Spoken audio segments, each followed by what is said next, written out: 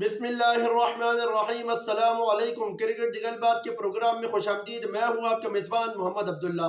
उम्मीद करता हूं तमाम नाजरीन खैरियत से होंगे। नाजरीन, न्यूजीलैंड के खिलाफ वाइट बॉल सीरीज के लिए कौमी टीम के स्क्वाड का ऐलान हो चुका है। इसके अलावा न्यूजीलैंड और पाकिस्तान के दरमियान जो सीरीज है उसका शेड्यूल भी चेंज हो चुका है और बाबर आजम और नजम सेठी की आज मुलाकात भी हुई है। इस हवाले से भी बात करेंगे। तो नाजरीन, पहले कौमी टीम के स्क्वाड पे बात कर लेते हैं कि जिसका ऐलान हुआ अभी कुछ ही देर पहले, और T20 और ODI सीरीज के लिए न्यूजीलैंड के खिलाफ पाकिस्तान टीम का। तो पहले T20 के स्क्वाड के मैं बता दूं आपको। बाबर आजम है, शादाब खान वाइस कप्तान है, कप्तान बाबर आजम है, फ़हीम अशरफ है, फ़खर जमान है, इफ्तिखार अहमद, हारिस रऊफ है, एहसानुल्लाह, इमाद वसीम, मोहम्मद हारिस, मोहम्मद नवाज, मोहम्मद रिजवान, नसीम शाह, साइम अयूब, शाहीन अफरीदी, शान मसूद, जमान खान। तो नाजरीन, ये स्क्वाड है T20 का। और T20 का अगर स्क्वाड का देखा जाए तो साइम अयूब सिर्फ यंगस्टर्स में से शामिल हुए हैं कौमी टीम में, और एहसानुल्लाह उधर से शामिल हुए बॉलर्स में। अगर देखा जाए इमाद वसीम शामिल हुए अपने परफॉर्मेंस की वजह से।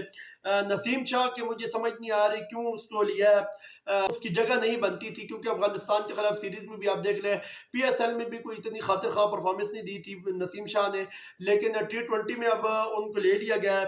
अगर T20 में इनकी जगह पे, नसीम शाह की जगह पे अगर आप अब्बास अफरीदी को मौका दे देते या बेहतर था, क्योंकि यहाँ पे अब नसीम शाह जो है वो कोई इतना खास परफॉर्म नहीं कर पाए थे। और इसके अलावा बाबर आजम की कप्तान की वापसी हुई है, मोहम्मद रिजवान की वापसी हुई है, हारिस रऊफ, शाहीन अफरीदी। आपको याद रहे कि वर्ल्ड कप 2022 के बाद पहला ये इंटरनेशनल सीरीज खेलेंगे पहली, और क्योंकि इससे पहले वो इंजर्ड थे और PSL में कम बैक किया उन्होंने, और अब ये यहाँ पे खेल रहे हैं। इसके अलावा जो है शान मसूद को एंटर किया T20 में, मेरी समझ से बालातर है, शान मसूद की जगह नहीं बनती। शान मसूद की जगह पे अगर आप तैयब ताहिर को ले लेते, यंगस्टर थे मिडल ऑर्डर में, क्योंकि शान मसूद मैं नहीं समझता कि T20 का कोई प्लेयर है ये, और ये सिर्फ अपने बाप के बलबूते पे यहाँ पे टीम में जगह बनाए हुए हैं। और मुझे यहाँ पे इतराज़ है शान मसूद के ऊपर और नसीम शाह के ऊपर। और कहीं ना कहीं आप यंगस्टर्स में से आप देख लें कि आपने जो है एक एक सीरीज में आप किसी के ऊपर भी फैसला नहीं कर सकते। इफ्तिखार अहमद को आपने लिया है, इफ्तिखार अहमद ठीक है T20 में आपने लिया उसको, बेहतर ये था कि आप ODI में उसको लेते हैं, लेकिन उसके T20 में परफॉर्मेंस है, आपने उसको ले लिया है। बेंच पे उसको आप बिठा सकते हैं, क्योंकि ये यंगस्टर्स को जितना मौका देंगे आपके लिए खुद फायदेमंद होगा, क्योंकि इफ्तिखार को इतनी आगे क्रिकेट बाकी नहीं है, ना ही उसने कोई मुतासिरकुन परफॉर्म किया हुआ PSL में भी। और स्ट्राइक रेट की अगर बात की जाए तो आजकल क्रिकेट की डिमांड स्ट्राइक रेट, तो इफ्तिखार अहमद उस स्ट्राइक रेट के ऊपर पूरा नहीं उतरते जैसे कि हमारे यंगस्टर्स ने इस PSL में परफॉर्म करके बताया है। तो ठीक है, आपने स्क्वाड में लिया इफ्तिखार अहमद को, वो एक अच्छी बात है, क्योंकि अब हमारे पास बाकी एकदम इतनी ज़्यादा चेंजेस हो भी नहीं सकती। लेकिन आपने नवाज को लिया यहाँ पे, मैं नहीं समझता कि नवाज की यहाँ पे जगह बनती है। नवाज की जगह पे अगर आप T20 स्क्वाड में भी उसामा मीर को शामिल कर लेते, जो कि नहीं है उसामा मीर T20 स्क्वाड में, नवाज की भी आप परफॉर्मेंस उठा के देख लें, ना PSL में कोई इतना अच्छा परफॉर्म किया, ना ही उसने अफगानिस्तान के खिलाफ परफॉर्म किया है। तो मुझे नहीं लगता कि मोहम्मद नवाज की भी यहाँ पे जगह बनती थी। अब आते हैं नाजरीन ODI स्क्वाड में। ODI स्क्वाड पे बाबर आजम कप्तान है, शादाब खान वाइस कप्तान है, शान मसूद सिर्फ एक सीरीज के लिए थी न्यूजीलैंड की जो पिछली थी। उसके अलावा अब्दुल्ला शफीक है, फ़खर जमान है, हारिस रऊफ है, हारिस सुहेल है। हारिस सुहेल जिसको पूरा PSL जलमी ने बाहर बिठाई रखा, और अब एकदम उसको यहाँ पे खिलाएंगे तो क्या वो परफॉर्म कर पाएगा। हालांकि अगर आपने उसको ODI के स्क्वाड में शामिल करना था तो PSL में एक दो मैचेस जलमी को खिलाने चाहिए थे हारिस सुहेल को, लेकिन उन्होंने नहीं खिलाए ताकि वो टच में रहते। एहसानुल्लाह है, इमामुल हक है, मोहम्मद नवाज यहाँ पे भी आपको दिखाई दे रहे हैं, और मोहम्मद रिजवान है, मोहम्मद वसीम जूनियर है, नसीम शाह, सलमान अली आगा, शाहीन शाह अफरीदी, शान मसूद और उसामा मीर। यहाँ पे कुछ प्लेयर्स के ऊपर सवालिया निशान इसलिए लग रहा है, हारिस सुहेल, सलमान अली आगा, मोहम्मद नवाज के ऊपर और नसीम शाह के ऊपर भी। नसीम शाह तो और शान मसूद को और नसीम शाह को आप एक कैटेगरी में रख सकते थे, ना कि दो कैटेगरी में, और नवाज को भी, क्योंकि T20 में भी आपने उसको डाला हुआ है शाद मसूद को और नवाज को, और ODI में भी डाला हुआ, हालांकि परफॉर्मेंस टकेगी नहीं है इनकी। तो यहाँ पे अगर आप, मैं फिर यहाँ पे कहूँगा कि आप अब्बास अफरीदी को ODI में मौका दे देते अगर T20 में नहीं दे रहे थे। तो वसीम जूनियर अब T20 में दिखाई नहीं दे रहे और ODI में दिखाई दे रहे हैं। इस बार यहाँ पे इन्होंने कुलल मारे हैं यहाँ पे सारी, कि अब आपने यहाँ पे अगर नवाज को मौका देना था तो एक फॉर्मेट में देते हैं, ODI में दिया है तो फिर T20 में उसामा मीर को देना चाहिए था मौका, वो दोनों फॉर्मेट में खेल सकते थे। और नसीम शाह को सिर्फ ODI की फॉर्मेट में रखना चाहिए था इनको, लेकिन उन्होंने दोनों फॉर्मेट में डाला हुआ है। नसीम शाह की जगह पे मोहम्मद वसीम जूनियर को आप T20 फॉर्मेट में भी खिला सकते थे। तो वसीम जूनियर ने आप देख लें कि अफगानिस्तान के खिलाफ भी अच्छी परफॉर्मेंस का मुजाहरा किया है, इतना कोई बैड परफॉर्मेंस नहीं दी उन्होंने। तो ये स्क्वाड नाजरीन मैंने आप लोगों से शेयर किया है।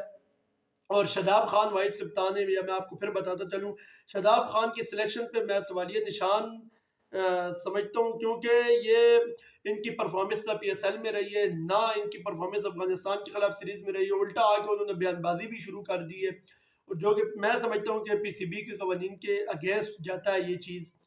तो शादाब खान को इस सीरीज में रेस्ट देना चाहिए था इनको, और उसकी जगह पे आपके पास फिर ऑप्शन थे, आप नवाज को भी घुसेड़ रहे बीच में, फिर आप यहाँ से उसामा मीर और इमाद वसीम भी है, तो आपके पास ऑप्शन थे।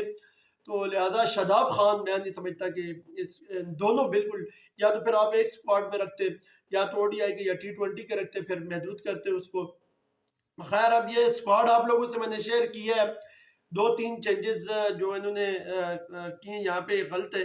मैं नहीं समझता कि यहाँ के समझता कि ये होने चाहिए थे प्लेयर्स जो यहाँ पे इन्होंने लिए हैं। फ़खर जमान भी अब दोनों फॉर्मेट्स में है, लेकिन फ़खर जमान ठीक है, लेकिन मैं समझता हूँ कि आगे ODI आ रहा था तो फ़खर को कंसंट्रेट ODI पे करना चाहिए था, फिर आप फ़खर को सिर्फ ODI में रखते, और T20 में आप T20 की जो यंग टीम लेके गए थे अफगानिस्तान में, उनमें से कोई 1-2 प्लेयर और खिला लेते, उनको मौका देते।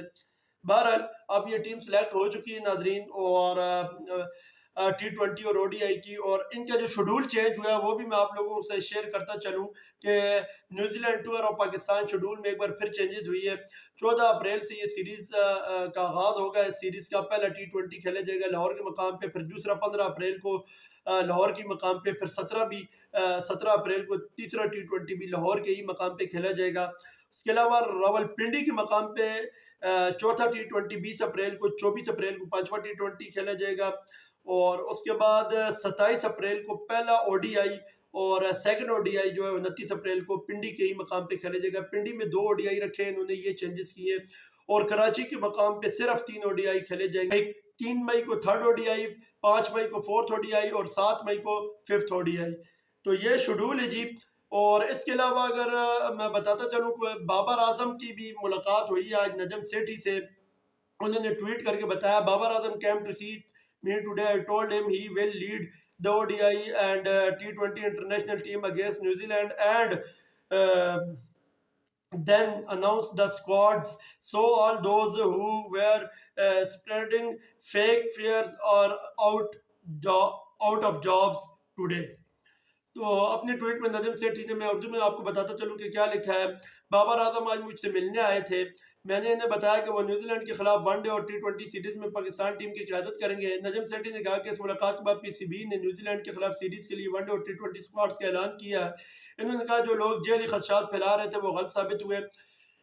मैं इस मुलाकात के हक में हूँ और इसको पॉजिटिव समझता हूँ, मुस्बत है ये चीज़ कि कप्तान को नजम सेठी ने स्क्वाड के ऐलान करने से पहले एतमाद में लिया, मुलाकात की है बाबर आजम से, फिर उसके बाद स्क्वाड का ऐलान हुआ। ये एक पॉजिटिव साइन है, अच्छी चीज़ है, अच्छा नजम सेठी की जानिब से इकदाम है, और इसको सराहते हैं कि बाबर आजम से मुलाकात की। लेकिन मुलाकात करके आपने एतमाद में तो लिया है, लेकिन फिर वही बात है कि एक तेरी और एक मेरी वाला सीन किया है। नजम सेठी ने शाद मसूद को एज अ वाइस कैप्टन नहीं तो एज अ प्लेयर जो है टीम ने दोनों फॉर्मेट्स में शामिल करवा ही लिया है, क्योंकि उनके बाप के साथ इनकी यारी भी है नजम सेठी की, शाद मसूद की, तो उस सिलसिले में इन्होंने इसको ले लिया टीम में। तो अब अल्लाह करे कि ये होम सीरीज़ ये जीत जाए, लगातार हारते आ रहे हैं अपने होम ग्राउंड्स पे। तो इंग्लैंड से भी टेस्ट सीरीज आ रहे हैं, फिर उसके बाद उससे पहले T20 7 मैचों की सीरीज आ रहे हैं वर्ल्ड कप से पहले, फिर उसके बाद जो है ये न्यूजीलैंड से सीरीज आ रहे हैं। अल्लाह करे कि अब इस रीत को तोड़े पाकिस्तान और ये जीते न्यूजीलैंड से सीरीज, और 11 जो है तगड़ी खिलाए, कम्बिनेशन अच्छा बनाए कौमी टीम, क्योंकि वो कप्तान के ऊपर मुनहसर होता है कि कप्तान उस चीज़ को कैसे लेके चलते हैं। तो नाजरीन अब तक के लिए इतना ही। वीडियो अगर पसंद आए लाइक शेयर कमेंट जरूर कीजिएगा, चैनल को सब्सक्राइब करना ना भूलिएगा। अल्लाह हाफिज़। पाकिस्तान जिंदाबाद।